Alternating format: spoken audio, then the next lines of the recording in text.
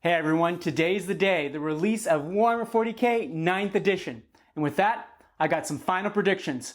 So let's get to it right after this quick intro.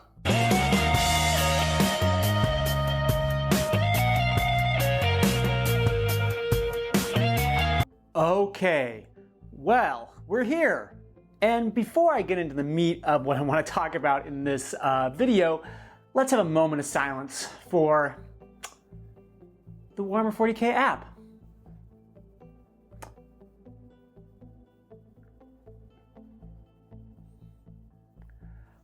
Okay, well, it's dead at the moment. Maybe not dead, I'm sure it's gonna come back, but if you haven't heard, and if you by the time you watch this, if this is old news, go forward a minute. But for now, the Warhammer 40k app is a dumpster fire.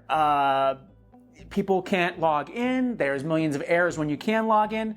The non-subscription version is linked to a Google Drive doc. It seems that they might have broken TOS with Google Play, and that's also why it's not on iOS, is because they are sending links to people who will subscribe to it outside of the app, which is completely illegal for these apps because Google and Apple need their 30% cut. So this is just a nightmare, and I don't get it. The iOS app, while you still have to pay for it, is great. It does exactly what you want it to, has the rules, has the sheets for the characters and the units and all that stuff. So this should have been just an easy win-win for Games Workshop, but obviously they either overpaid or underpaid a terrible app developer, and this is just really shoddy, and they felt they needed to get it out on release, even though it was definitely unfinished. So hopefully by next week, this app will be working and everyone will be happy, but for right now, this is just really bad. And the bungles of this 9th edition release have just been insane, but in the end, it doesn't matter.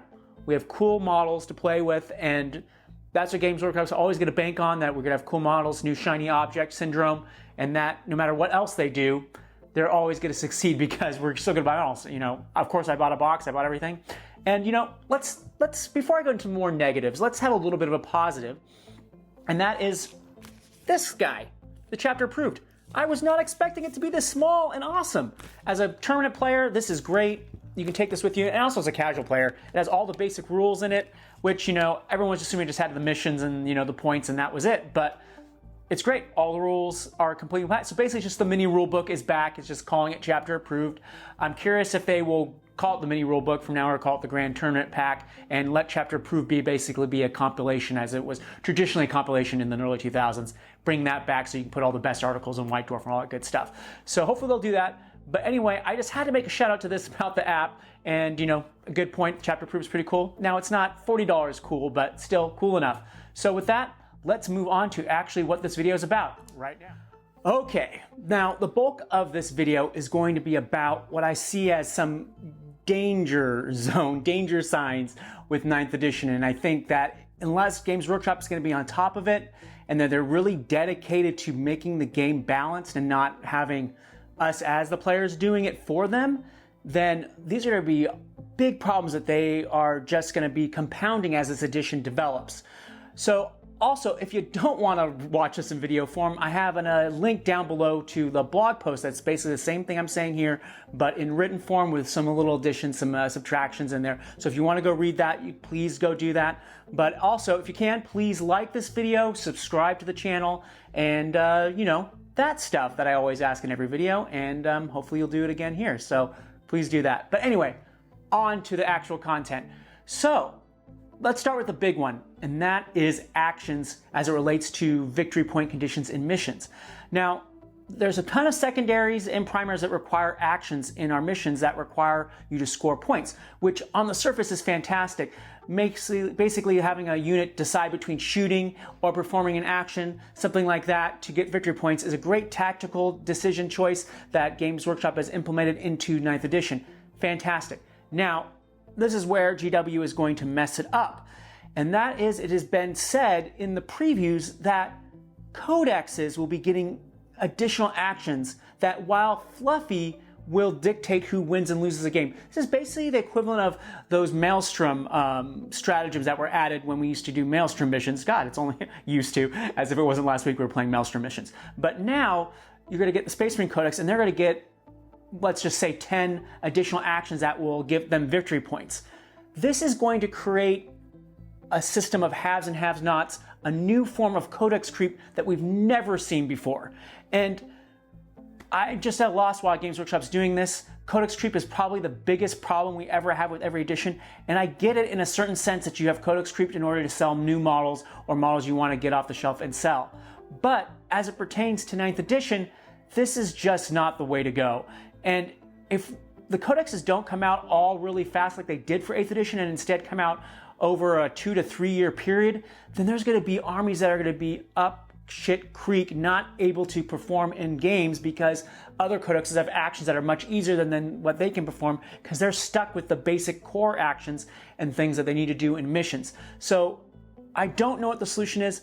The best solution would be either that competitive, the easiest solution of course would just be competitive scene saying, hey, we're banning all codex based actions, we're just using the core ones and that's it.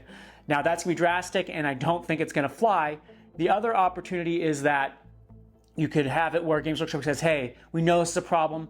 In the next chapter approved, we're going to just have basic actions for each codex in there, for each army in there, and just be done with it and not do this piecemeal crap that they're going to have for each codex is going to basically have this codex creep develop. So hopefully there'll be a solution, but as I see it, it's just going to be really bad, especially when some actions are going to be more powerful than others and easier to obtain. It means really easy victories for certain armies, depending on what units they take and what actions they do. So, like I said, I hope it doesn't happen, but it looks like it's definitely going to happen. Next, sticking with missions, let's talk about them themselves. And we're back to kind of a battle point system where there's upwards of 100 points you can have, technically 90 points. There's 10 points for the bonus paint thing, which is also, I think, is a great addition to the game, is incentivizing people having painted armies. Fine, fantastic. But with more points means more chance for cheating. And I'm not talking about necessarily intentional cheating, which will happen. There will be intentional cheating, especially with clubs and groups conspiring together to manipulate points in order to have top ranking players or avoid fighting other top ranking players. That's going to happen. You can't stop that. But I'm talking about unintentional cheating for the most part here. And that's just people adding up points wrong that are going to affect people that do care about their points in tournaments and events and how their standings are and what games they play and which ones they win and which ones they lose. Having such a widespread and having secondaries that have variable points and random associations, you're going to have a lot of people being like, oh, I did accomplish that. No, you didn't accomplish that. Oh, can I take that back? We're going to also have events where you're going to have people being like 15 minutes after a game is ended being like, oh, no, we inputted the points wrong. Can I take it back? You can have events having to decide if this is going to be the case or if you're going to allow it. It's just going to be a mess. So with more points available means more problems as people can't just do basic math. And it's not like people, I'm joking about saying doing basic math, but at the same time, people want to get those point scores in. If you're on a time limit and you have to get your mission points in right away, you might miss a few points that you didn't score or forgot to score. And it's just going to be just really bad feelsies for a lot of opponents as they think they've been cheated when they haven't been cheated. And I don't see a real solution for this. It's just built into the structure of the secondary missions. The only real solution, and this is going into the third topic, is that there's a possibility that these missions and the tournament pack do not fly. And we have events, large events, let's say Adepticon, probably not NOAA because the organizer for that works for Games Workshop, but let's say LVO, where in 12 to 18 months, a large event organizers are going to be like, hey, we're going to have our own tournament pack, FGW's broken tournament pack. And we're going to be back to square one, which I don't want. I do want Games Workshop taking responsibility for the missions. I do want to be able to travel anywhere in the world and play the Games Workshop mission pack and not have to worry about playing ITC, ETC, Nova format, Renegade Open format. But if this is going to be the way in which these missions are implemented and they're not going to be very balanced, then these large tournaments are going to be forced to balance them for Games Workshop by creating their own mission packs, and we're going to be back to square one. So I hope that doesn't happen, but as I see it, that is probably what's going to happen unless Games Workshop can keep the reins on these large tournament organizers, which is a possibility. Most of them are the playtesters for the game. Most of them have incentives to be on Games Workshop's good side, so there is a possibility that they will force events to stick to the Grand Tournament mission pack. But if the incentives are not big enough, and you'd rather have a balanced event and have people go and want to be excited to go and they don't want to play terrible Games Workshop missions, then people are going to have to do these packs, and I can see us very quickly being back to square one when it comes to this. Next one I want to talk about is not necessarily a bad thing, but with the internet, it will probably end up being a bad thing, and that is because of the pandemic, we have to deal with certain regions being able to play large events over others. As everyone knows, America is not doing too good with the disease. So we are forced to not have very large events. And this is going to be a problem because it means that Australia, New Zealand, Europe are really going to dictate what is good and bad in the meta. And, you know, like I said, I shouldn't have used the words that this is going to be a problem, but it's just going to be an interesting set of circumstances where America is going to be looking to the rest of the world to be like, what is good for 40K? What should I be playing? What I think I should be playing? What lists are broken and not broken? And being that a lot of competitive players are very regional and very much like this area is the right area, this is the right choice, we're going to have a development where people are going to be arguing back and forth on what is good and what is bad in this edition. So it's just something I would want people to keep an eye out on, especially at least for the next year until there's a vaccine out and we can get the large events going. And as it seems, LVO is still on, so that's going to be the biggest event for America. So if that stays true, then this might just go away in 6 months. But if LVO is canceled again and we still don't have large events in America, it's going to be really up to Europe, Australia, and New Zealand to really tell us what is working and what isn't working in the system as it pertains to competitive play and large events and that sort of data. And as a side note, this also means that Games Workshop is going to get a very limited set of data, where before the playtesters were very competitive players and played a lot of games, they could tell you what was good and bad in America, but now it's going to be incumbent on the playtesters in Europe and Australia and New Zealand to really tell Games Workshop what is wrong and what isn't working, whereas, you know, we have more of a global feel with America adding its voice, but now America is really not going to have its voice, so it's really up to those guys to really push the hobby forward. This also means that we might see a cut down in the number of playtesters. Right now there's a lot of playtesters, relatively speaking, but if large events are not going on in America, then what is the use of some of the playtesters in America? There could be an incentive program for Games Workshop to kind of cut down the number of playtesters. Also, especially, as I wrote in a post on Blood of Kittens, that what if this edition doesn't get good out of the gate and people start having really large negative feelings about it? Trust me, the game developers who actually get paid by Games Workshop are not going to take the blame. They're going to blame the playtesters as quickly as possible to save their hides. Because, you know, it's a business and that's probably the easiest way out, is just to blame playtesters. And also, playtesters, of course, have been the source of many leaks. Now, not all playtesters have been a source of many leaks. There's been some leaks that have been done by people who have gotten advanced copies or some internal GW employees, but for the most part, the major leaks have come from playtesters, and Games Workshop has done their best to swat them down. But it's a value-added prospect here. So if Games Workshop feels that the value of the playtesters is not as great as the value of leaks and sales that reflect those leaks, then they're just going to cut bait on playtesters. And also, since we have a playtester that's now a member of Games Workshop, I could see that person or his bosses being like, let's cut down to a core group that you select as the playtesters and just have it be that, you know, 4 or 5 people done that, just do that and have it done.